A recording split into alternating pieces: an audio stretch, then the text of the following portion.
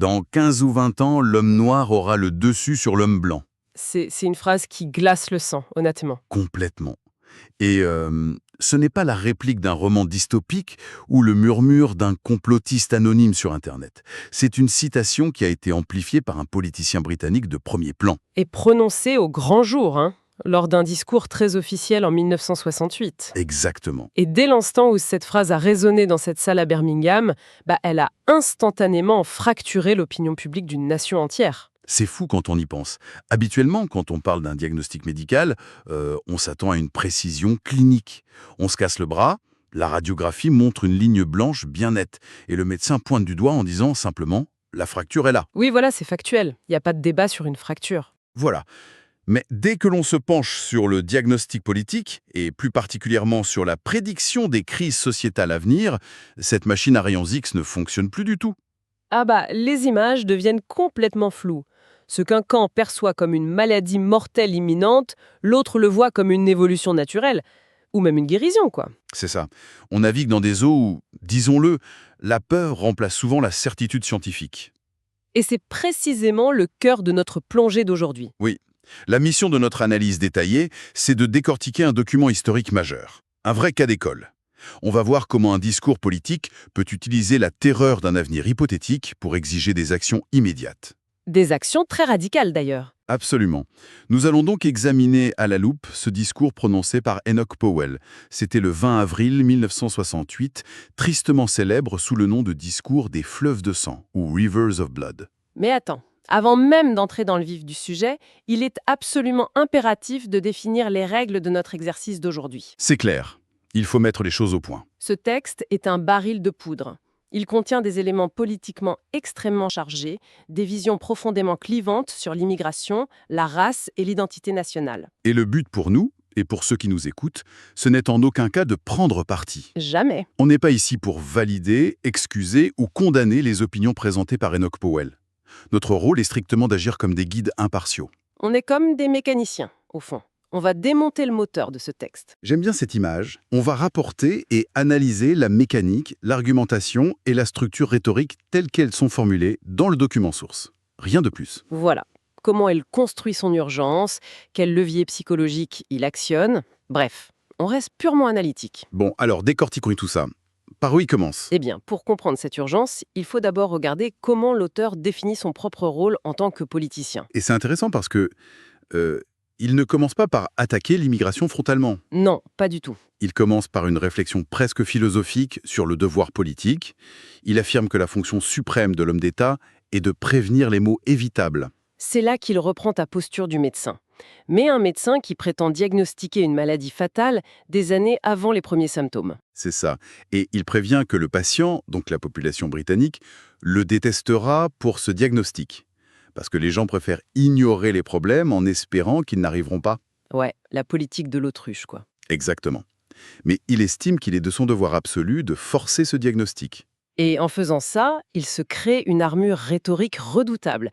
Il déclare d'emblée que parler de ces maux futurs est l'occupation la plus impopulaire, mais la plus nécessaire. Il s'érige en prophète martyr, en fait. Totalement. Si on le critique, cela prouve simplement qu'il a raison et que la société refuse d'affronter la vérité. C'est imparable comme logique. Mais bon, une prophétie abstraite, ça ne mobilise pas les foules. Non, il faut du concret. Voilà.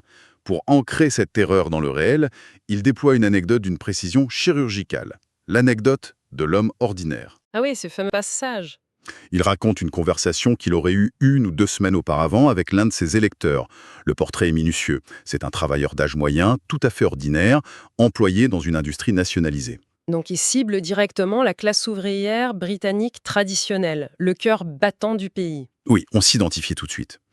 Et cet homme lui confie son désespoir. Il veut que ses 3 enfants s'installent à l'étranger. Et la justification de cet homme, c'est là qu'arrive la fameuse citation, c'est que dans 15 ou 20 ans, l'homme noir aura le dessus sur l'homme blanc. Et en anglais, il utilise l'expression « the whip hand », la main qui tient le fouet, l'image de la domination violente et sans équivoque. C'est une inversion totale des dynamiques de pouvoir historiques, tu vois. Ah oui, la Grande-Bretagne, l'ancienne puissance impériale, serait sur le point de subir le joug de ses propres anciens sujets. Powell sait pertinemment que ces mots sont incendiaires. Il anticipe même la fureur de ses pairs en écrivant « J'entends déjà le chœur des exécrations ». Comment osais-je dire une chose aussi horrible? Et sa réponse, c'est le sommet de la déresponsabilisation politique. Il affirme qu'il n'a tout simplement pas le droit de ne pas le faire, qu'il n'a pas le droit d'ignorer les peurs d'un citoyen ordinaire. Il se pose en simple porte-voix. Ce n'est pas lui qui est raciste ou alarmiste, c'est juste le peuple qui souffre. Ouais, enfin, attends. Je veux bien qu'il se pose en porte-voix d'une angoisse populaire prétendument étouffée, mais une vague anecdote de comptoir avec un seul électeur en colère, ça ne fait pas un programme politique viable. C'est sûr. Alors, est-ce qu'il s'arrête là, ou est-ce qu'il avance de vraies données démographiques pour justifier cette panique temporelle des 15 ou 20 ans? Parce que s'il se prétend médecin, il lui faut des analyses sanguines, pas juste le ressenti d'un patient. C'est une excellente question. Et le texte opère justement un basculement calculé. Il passe de l'émotion individuelle vers la statistique nationale. Ah, la mathématique de la peur. Exactement. Powell s'empare de chiffres qu'il qualifie d'officiels provenant du bureau du Registrar général. Il annonce que dans 15 ou 20 ans, il y aura au Royaume-Uni 3,5 millions d'immigrés du Commonwealth et de leurs descendants. 3,5 millions. Et il projette la courbe encore plus loin. Ouais, Pour l'an 2000, il estime ce chiffre entre 5 et 7 millions, ce qui ferait environ un dixième de la population totale de l'époque. mais le truc c'est qu'il ne présente pas cela comme une simple évolution démographique. Non, il insiste lourdement sur la répartition géographique. Il dit que ces populations ne seront pas diluées, elles seront concentrées. Et le vocabulaire qu'il emploie change tout, il utilise des termes militaires. Oui, il parle de zones entières qui seront occupées. Occupé. Ce seul mot transforme l'immigration en une invasion silencieuse. Ensuite, il cible directement la politique d'immigration en cours. Il parle des personnes à charge, c'est sage. Oui, il qualifie l'entrée annuelle de 50 000 personnes à charge, donc les familles rejoignant les travailleurs de, je cite, folie littérale. Folie littérale. Et la métaphore qu'il choisit derrière est d'une noirceur absolue. Il compare la nation britannique à une entité qui construit activement, de ses propres mains, son propre bûcher funéraire. C'est hyper dramatique. Et face à ça, il expose les solutions du Parti conservateur de l'époque. C'est-à-dire, Arrêter l'afflux, le réduire à des proportions négligeables. Et surtout, encourager activement la réémigration, le retour vers les pays d'origine. c'est ici que je bloque un peu sur la faisabilité des solutions telles qu'elles sont présentées. Comment ça? Comment un politicien peut-il justifier qu'une population qui afflue pour s'installer en cherchant une vie meilleure pourrait être convaincue de repartir comme ça? Eh bien, la contradiction est flagrante dans le texte même. Powell admet noir sur blanc qu'aucune estimation ne peut être faite sur le nombre de personnes qui partiraient. Sérieux, il lance une politique sans savoir si elle peut marcher? Oui, car il concède qu'une telle politique n'a jamais été tentée. Mais l'auditoire accepte ce vide logique parce que Powell a préalablement installé cette terreur existentielle dont on parlait. Son argumentaire, c'est que si le flux d'entrée s'arrête, la nature du danger reste la même à cause de ceux qui sont déjà présents. C'est tout à fait ça. Donc, si je reprends une métaphore, freiner le bateau ne suffit pas, il faut vider la cale, sinon le navire coule de toute façon. Dans son esprit, oui. L'expatriation volontaire devient la seule option. C'est crucial dans son esprit pour éviter l'explosion de la société. Mais si on pousse cette logique rhétorique jusqu'au bout, on se rend compte d'une chose. Si Powell veut désespérément encourager ces populations à faire leurs valises, il doit logiquement s'opposer à tout ce qui vise à les ancrer dans la société britannique. Oui, contre le Race Relations Bill. La fameuse loi sur les relations raciales. Oui, une loi qui était en cours de débat au Parlement et qui visait à pénaliser la discrimination au logement et à l'emploi. Et pour justifier son rejet de cette loi, Powell procède à un recadrage historique majeur. Il s'attaque fermement à l'idée même de comparer les immigrés du Commonwealth en Grande-Bretagne avec la lutte des Noirs américains pour les droits civiques. Et pour comprendre l'audace de ce qu'il fait là, il faut vraiment faire un petit détour par le contexte légal de l'époque. C'est indispensable. Vas-y. En 1948, le Royaume-Uni a passé le British Nationality Act. C'est une loi qui accordait le statut de citoyen britannique, avec le droit d'entrer et de s'installer au Royaume-Uni, à tous les sujets de l'Empire et du Commonwealth. Donc concrètement, cela signifiait que lorsqu'un immigré arrivait de la Jamaïque ou de l'Inde dans les années 50, il n'était pas un étranger demandant l'asile. Exactement. Il arrivait avec la pleine citoyenneté. Il avait un accès immédiat au droit de vote et aux soins gratuits du tout jeune système de santé publique. Et Powell utilise cette réalité historique, non pas pour célébrer l'intégration, mais pour créer un contraste brutal avec les États-Unis. Il rappelle que la population noire américaine a commencé son histoire en tant qu'esclave. Le but de Powell, c'est de marteler que ces nouveaux arrivants, en Angleterre, n'ont jamais été privés de droits civiques. Ils n'ont pas de retard législatif à rattraper. Et en posant ce postulat, il prépare un renversement rhétorique magistral. Il dit en gros, si les immigrés ont déjà tous les droits, alors la nouvelle loi antidiscrimination ne vise pas à les protéger. Elle vise à opprimer les Britanniques de souche. Voilà, c'est sa logique. Il affirme que ce sont les populations locales qui subissent la discrimination. C'est la rhétorique du citoyen devenu étranger dans son propre pays. Tout à fait. Il décrit une population native qui voit ses quartiers se transformer au-delà de toute reconnaissance, qui ne trouve plus de lits d'hôpitaux pour les accouchements ou de place à l'école. Et pour incarner ce renversement de victimisation, il retourne à son arme de prédilection. L'anecdote. La longue lettre de la retraitée de Wolverhampton. C'est sans conteste le passage le plus scénarisé du texte. Il lit publiquement cette lettre. Le décor est planté pour maximiser l'empathie. C'est une femme qui a perdu son mari et ses 2 fils pendant la guerre. Elle a travaillé dur, payé son hypothèque, converti sa maison en pension de famille. Et puis, la démographie de sa rue a changé. Elle se retrouve, selon la lettre, la seule personne blanche restante dans sa rue. Et le récit qu'il en fait est une descente aux enfers. Elle est harcelée, ses fenêtres sont brisées. On pousse des excréments dans sa boîte aux lettres. C'est très graphique. Oui, et le summum, selon la lettre, c'est quand elle sort faire ses courses. Elle est suivie par de jeunes enfants qui ne parlent pas anglais, mais qui n'ont appris qu'un seul mot pour l'insulter. Racialiste. Raciste. Et elle craint même d'aller en prison à cause de la nouvelle loi sur les relations raciales. C'est là que ça devient vraiment intéressant. Moi, je trouve ça fascinant du point de vue de la construction. Faisons une analogie.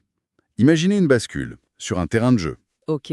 L'objectif d'une loi sur l'égalité, comme ce fameux Race Relations Bill, c'est de mettre la bascule à l'équilibre, bien à l'horizontale. En théorie, oui.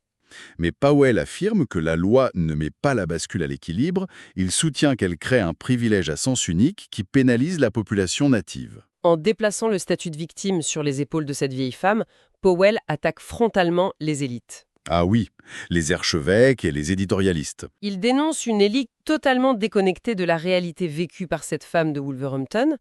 Il les compare même aux aveugles des années 30, ceux qui refusaient de voir le péril nazi. C'est une accusation d'une gravité extrême. En gros, il transforme une loi antidiscrimination en un outil de persécution au lieu de ses partisans. Et en décrivant une cohabitation impossible dans cette rue spécifique, il prépare le terrain pour rejeter le concept même d'assimilation, ce qui nous amène à la dernière section de son discours. La prophétie de la Rome antique. Voilà. Le texte affirme que l'intégration est une illusion dangereuse. Powell soutient que la majorité des immigrés ne souhaitent pas s'intégrer et vise même la domination. Et pour appuyer son propos, il fait un truc inattendu. Il ne cite pas un théoricien d'extrême droite. Non, il fait un vrai coup de maître rhétorique. Cynique, certes, mais brillant. Lui, le conservateur pur et dur, cite publiquement un membre du Parti travailliste, le Labour. Un député nommé John Stonehouse. Et pourquoi lui ? Parce que Stonehouse avait condamné publiquement les communautés sikhes qui voulaient maintenir des coutumes qu'il jugeait inappropriées en Grande-Bretagne, comme porter le turban au travail. Et Stonehouse avait qualifié le communautarisme de cancer. Le mot exact en anglais, c'est canker. Oui. Et Powell utilise cette citation pour dire « Regardez, même le camp adverse admet que ces éléments divisifs utiliseront la loi pour s'organiser et dominer. » Ce qui légitime son propre argument sur le refus d'intégration. Si on relie ça à la situation globale de l'époque, on comprend pourquoi le texte se termine sur une note aussi apocalyptique. Il ferme délibérément la porte à tout compromis social. Exactement. Il affirme que le drame américain se reproduira inévitablement en Grande-Bretagne si une action urgente et résolue n'est pas prise. Et c'est là qu'il lâche sa fameuse conclusion. La citation de Virgile, « Comme le Romain, il me semble voir le fleuve Tibre écumant de beaucoup de sang. » Une image très violente. Et il termine en se posant une dernière fois en martyr de la vérité avec cette phrase « Voir et ne pas parler serait la grande trahison ». Ce qui ne laisse aucune place au doute pour ses partisans. Alors qu'est-ce que tout cela signifie ? Si on récapitule la mécanique du texte, c'est limpide. Oui, on a vu les 3 étapes. Premièrement, l'utilisation d'anecdotes émotionnelles très fortes. Deuxièmement, l'extrapolation de données démographiques. Et troisièmement, le renversement du concept de discrimination. C'est pour ça qu'il est crucial de comprendre la mécanique de ce texte pour quiconque étudie la rhétorique politique. Il montre comment les angoisses identitaires peuvent être cristallisées dans un discours. Et pour ceux qui nous écoutent, l'étude de ce document permet vraiment de mieux repérer et analyser les structures argumentatives dans les débats politiques contemporains. peu importe l'époque ou le lieu finalement. Exactement. Ça permet de ne pas se laisser submerger par la charge émotionnelle des mots. Quand on comprend comment fonctionne le moteur, on a moins peur du bruit qu'il fait. C'est une très bonne façon de le résumer. Et pour clôturer cette analyse, on aimerait laisser une question à méditer à notre audience. Une pensée provocatrice, on va dire. Voilà. Lorsqu'un discours politique s'appuie si fortement sur la prédiction d'un avenir catastrophique pour exiger des mesures immédiates et drastiques, un paradoxe se crée. Lequel? Comment une société peut-elle évaluer objectivement ce qui constitue de véritables maux évitables, nécessitant une intervention sans succomber à une panique autoréalisatrice? La question est complexe. Est-ce que le remède préventif ne crée pas finalement la maladie qu'il prétendait guérir? C'est exactement le débat. Et ça mérite réflexion. Absolument.